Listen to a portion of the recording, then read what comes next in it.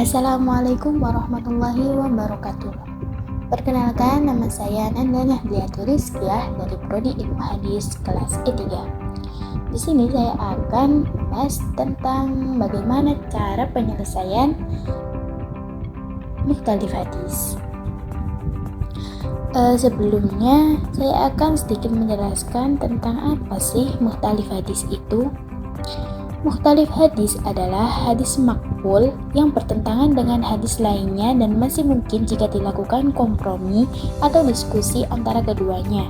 Oleh karena itu, mukhtalif hadis merupakan hadis maqbul yang kontradiktif dengan hadis sejenis lainnya secara dhahiriyah. Dalam mendefinisikan mukhtalif hadis, menurut Al-Tahanawi, salah seorang bidang ulama fiqih, mengatakan bahwa terdapat dua hadis yang secara makna sesungguhnya saling kontradiksi, dan untuk saling menghilangkan kontradiksi tersebut, maka keduanya harus disatukan. Kemudian metode penyelesaian mukhtalif hadis itu ada tiga. Yang pertama, metode nasakh. Metode nasakh adalah petunjuk dalam hadis yang satu dinyatakan sebagai penghapus, sedangkan hadis yang satu lainnya akan dihapus. Kemudian yang kedua, metode al-jam'u, yaitu kedua hadis yang tampak bertentangan lalu didiskusikan atau sama-sama diamalkan sesuai dengan konteksnya. Kemudian yang ketiga itu metode tarjih.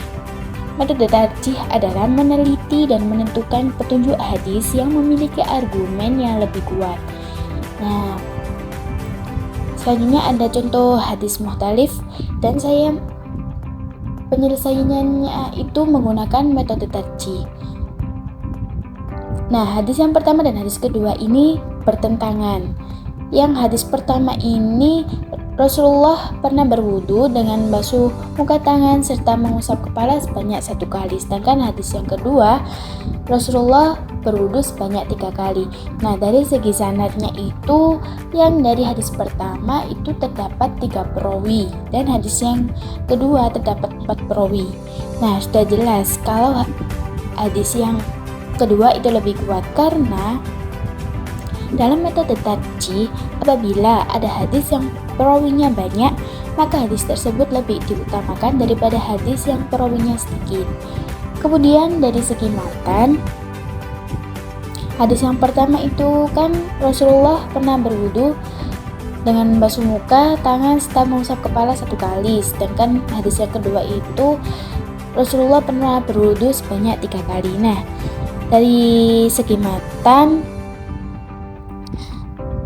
dalam metode tarjih itu menyatakan bahwa dalil yang lebih banyak akan didahulukan daripada dalil yang menyatakan lebih sedikit.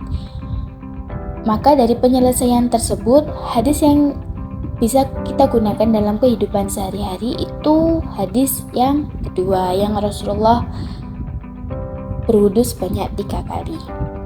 Demikian, itu saja yang bisa saya sampaikan. Kurang lebihnya mohon maaf. Wassalamualaikum warahmatullahi wabarakatuh.